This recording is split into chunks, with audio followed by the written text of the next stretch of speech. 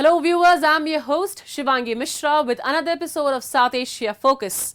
Let's kick off the show with a look at Indian President Draupadi Murmu's 3-day state visit to New Zealand, which underscored the strengthening of bilateral relations between the two countries.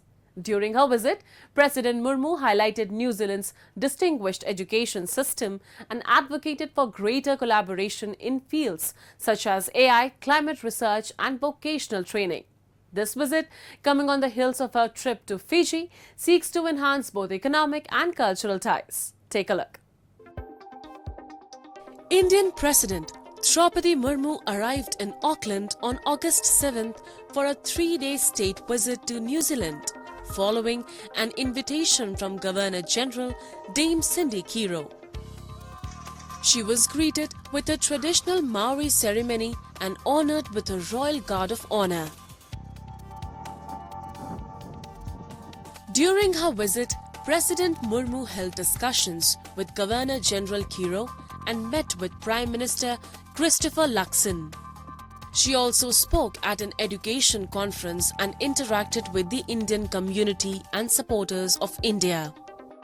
During her remarks, President Murmu highlighted New Zealand's reputation for high-quality education, emphasizing its focus on research, innovation, inclusivity and excellence. She noted that many Indian students are benefiting from the exceptional educational opportunities available at various New Zealand institutions. New Zealand is renowned for its high-quality education with particular focus on research and innovation, inclusivity and excellence. Education remains one of the top service exports of New Zealand. In incorporation of Maori culture and language into the curriculum has not only contributed to its preservation, but has also enriched your education environment. Given the priority attached to education by our two countries, it seems natural that we have developed such strong educational ties. President Murmu's visit aimed to further enhance the bilateral relations between India and New Zealand. Her arrival in New Zealand followed a 2-day state visit to Fiji.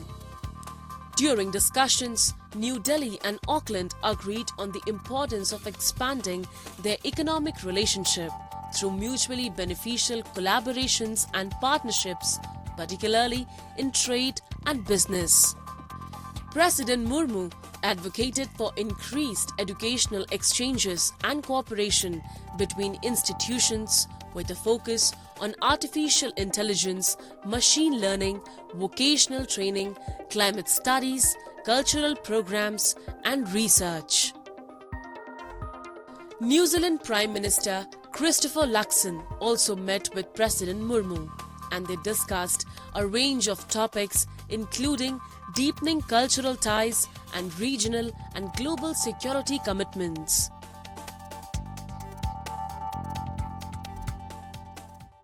India and New Zealand enjoy a warm and friendly relationship anchored by shared values rooted in democracy and rule of law. Our rich cultural exchanges and robust people-to-people ties have played an important role in fostering mutual understanding and goodwill between our nations. Educational exchanges are an important aspect of our bilateral ties. New Zealand and India have a long history of defense collaboration and share a mutual interest in the stability and prosperity of the Indo-Pacific region. Both countries are actively involved in the East Asia Summit and the ASEAN Regional Forum, and India serves as a post-forum dialogue partner of the Pacific Islands Forum.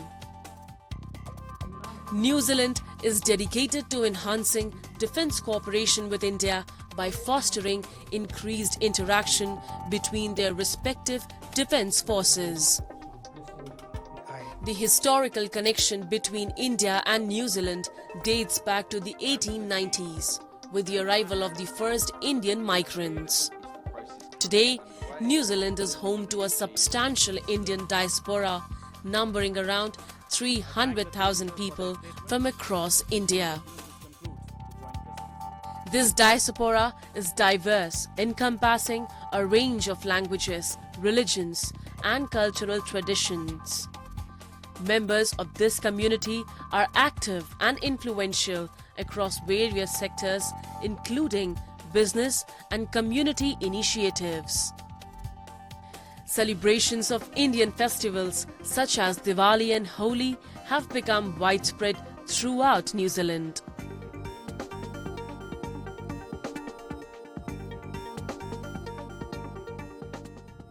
In London, a powerful rally organized by the Baloch national movement drew attention to severe human rights abuses in Balochistan.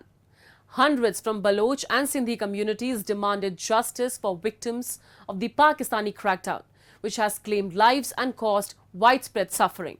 Protesters decried enforced disappearances and criticized the ongoing siege and blockades in Gwadar. They urged the international community to intervene and end these humanitarian violations. A report. A protest rally organized by the Baloch National Movement UK chapter was held at Trafalgar Square in London, attracting hundreds of attendees from Baloch and Sindhi communities, including women and children.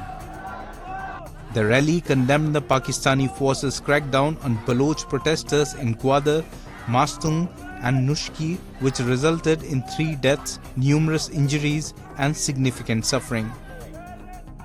The protest also highlighted enforced disappearances of Baloch Yakyati committee workers and the ongoing siege and road blockades in Gwadar. As you are aware, in Balochistan, as it was invaded, and from onwards that day, a gross human rights violation is going on. Baloch Yakyati committee, our political movement, gave a call of Baloch national gathering in Gwadar on 28th of July 2024, and thousands of people around the Balochistan started moving towards Gwadar city, and Pakistani state establishment tried their best to stop them in different areas, in different locations. They opened fire on them and killed many people.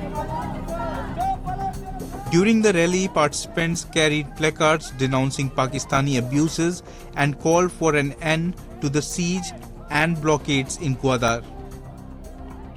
They demanded justice for victims of state violence and criticized the Pakistani government's tactics of internet and road blockades, which they argue are designed to obscure state atrocities and deepen the humanitarian crisis.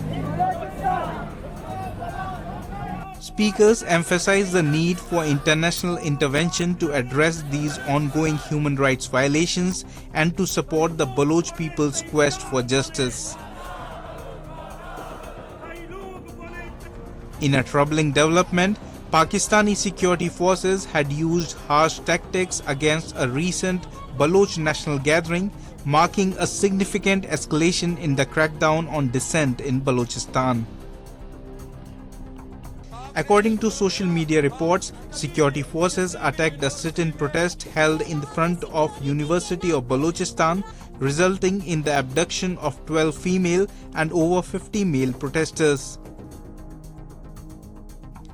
The crackdown was seen as a part of a broader pattern of human rights violations in the region, where state institutions are accused of brutally suppressing peaceful dissent. The protests were in response to the state's severe actions against the Baloch Raji Muchid movement. Many people reached to Gwadar, and when they reached to Gwadar, again in Gwadar, there is a siege. There is no internet facility. There is even water is not allowed to supply to the people. The telephone connections, everything has been jammed, and as per the reports, initial reports, many people have been abducted, many people have been killed or injured when open fire was on the peaceful protesters. So against that, no, overall in Balochistan, not in Balochistan, all over the world, Baloch National Movement is doing protest to tell the world what is going on in Balochistan. And it is the time for the international community to wake up and stop the Baloch genocide. The Baloch people are protesting for several key reasons related to their political, economic and human rights grievances. The Balochistan region, rich in natural resources, has often been viewed as neglected in terms of political representation and self-governance. A significant number of Baloch activists, political leaders and ordinary citizens have been subjected to enforced disappearances. These individuals are often taken by security forces and their whereabouts remain unknown, leading to widespread distress among their families and communities. Time now for Asia This Week, the stories from across the continent. On August 9, Japan held a ceremony to mark the 79th anniversary of the Nagasaki atomic bombing, with Prime Minister Fumio Kishida and Nagasaki Mayor Shiro Suzuki giving speeches. Israel's ambassador to Japan was not invited to attend this year's ceremony, sparking controversy and a boycott by ambassadors of the Group of 7 nations. Russia's and Belarus's representatives to Japan were also not invited. The Nagasaki atomic bombing came 3 days after a US B-29 bomber, the Enola Gay, carried out the world's first nuclear attack in Hiroshima on August 6, 1945 during World War II. The two bombings killed more than 215,000 people, with thousands more dying later of injuries and radiation-related illnesses. Japan surrendered 6 days later on August 15, ending the military aggression that brought it into World War II.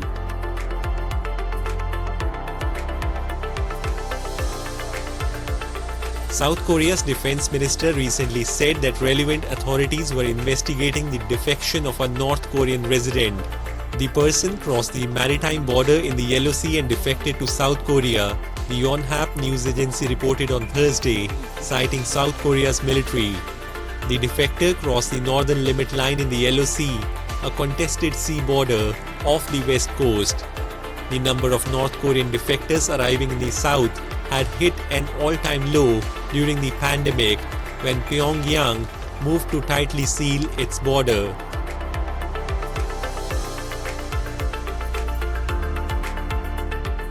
A witness at the scene of a deadly helicopter crash on August 7 outside Nepal's capital Kathmandu, which has left 5 dead, said one of the victims' bodies was completely torn to pieces.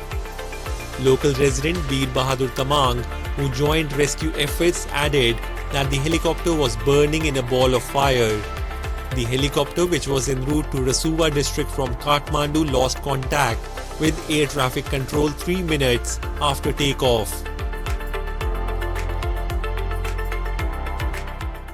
Moving on, Bangladesh is in a political turmoil following Prime Minister Sheikh Hasina's resignation and flight to India on August 5th amid widespread unrest. Protesters stormed the Prime Minister's residence, escalating the crisis. India is closely monitoring the situation, with Prime Minister Narendra Modi calling an urgent meeting to address the developments in the neighbouring country. A report. A cloud of uncertainty hangs over Bangladesh as destruction continues despite Prime Minister Sheikh Hasina's resignation and relocation to India on August 5th. Following her departure, protesters stormed and vandalized the Prime Minister's residence. India is closely monitoring the situation and Prime Minister Narendra Modi chaired a security meeting while Foreign Minister Dr. S. Jaishankar briefed lawmakers, emphasizing the need for restored law and order in Bangladesh. Border forces have been put on high alert. But will naturally remain deeply concerned till law and order is visibly restored. Our border guarding forces have also been instructed to be exceptionally alert in view of this complex situation. For over a month, Bangladesh has been engulfed in student-led protests against job reservations for descendants of 1971 freedom fighters. The protests demanding Prime Minister Sheikh Hasina's resignation escalated into violent clashes, resulting in nearly 300 deaths and thousands of injuries. Despite the Supreme Court's decision to scrap the reservations, violence persisted. Homes of Awami League leaders and minority Hindu communities were also attacked. An Indian cultural center in Dhaka's Dhanmondi area opened in 2010 to promote bilateral cultural ties, was also destroyed by Jamaat-e-Islami supporters. Opportunists, whether it's the opposition BNP or it's the Jamaat-e-Islami, which is the radical, pro-Pakistan Islamist grouping that is very active on the streets, they have joined the protests and they have actually brought in that violence into the protests. You cannot rule out the involvement of foreign powers who are inimical to Bangladesh's interests and frankly to our security interests also. Definitely you cannot rule out the fact that certain interests have been fishing in troubled waters. Political leaders change, but the countries have long-term interests which will not go away. Bangladesh is a close neighbor, is a neighboring country with whom we have had good relations so far. And I think India would certainly want to continue that because whichever government takes over there. So that is not in debate that India would seek good relations. With India, if you look at the history of India's relations with Bangladesh, we have dealt with every government, including military dictators who came in and stayed for almost I would say almost 20 years. And so that's not an issue because we will be dealing with Bangladesh. Bangladesh's political crisis is hurting its economy, fiscal performance and external metrics. In July, S&P Global Ratings downgraded Bangladesh's credit rating to B+ from BB- due to failing foreign exchange reserves. Continued disruptions could further lower exports, worsen the external balance sheet, and deplete central bank reserves. Xinjiang, home to the Uyghurs and other Muslim ethnic groups, has been plagued by mounting tensions and human rights abuses. The Chinese government has intensified its scrutiny and control over these communities with policies designed to assimilate them.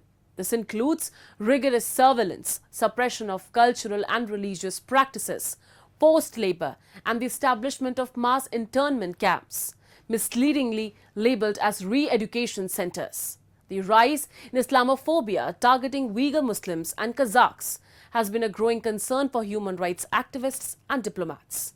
Take a look. The situation in Xinjiang has been marked by significant tensions and human rights concerns. The region is home to the Uyghurs and other predominantly Muslim ethnic groups who have faced increasing scrutiny and repression from the Chinese government in recent years. In recent decades, the Chinese government has implemented policies aimed at assimilating and controlling the Uyghur population in Xinjiang. These policies include strict surveillance measures, cultural and religious repression, forced labor programs, and mass internment camps termed as re-education centers. Several human rights activists, diplomats, and other intellectuals have highlighted the growing Islamophobia in China targeting Uyghur Muslims and Kazakhs. I would like to call international community. Situation is dire. Millions of people suffer in concentration camps. So the country, particularly the country signed international convention prevent of the genocide, have a legal obligation, stop ongoing genocide and stop ongoing crime against humanity. So unfortunately, we have seen many countries visit China, many countries is silence. Today is silence in the complicity. So it is a time all human beings, all countries take action and stop this ongoing genocide. This is the responsibility of the human being on the all countries. Recently, human rights organizations collectively condemned China for dismissing crucial recommendations intended to improve its deteriorating human rights situation, as evidenced in the latest Universal Periodic Review conducted by the UN in January 2024. The statement, endorsed by multiple organizations, emphasized the accepted recommendations were primarily superficial and failed to tackle significant issues such as crimes against humanity, torture, or the persecution of human rights defenders and journalists.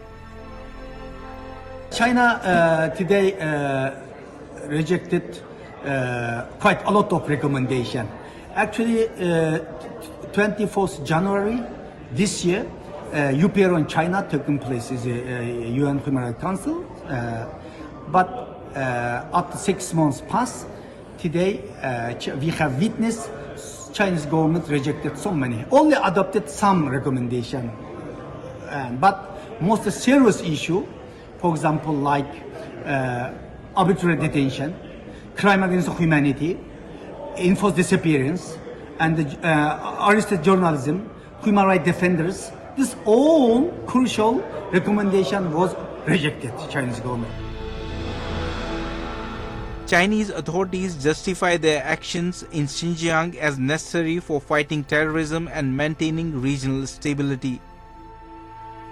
In contrast, widespread international criticism has led to increasing demands for China to be led accountable for these alleged violations. The severe restrictions and abuses faced by Uyghurs highlight a pressing need for international attention and action. And with that, we come to the end of this week's episode. See you next week. Goodbye and take care.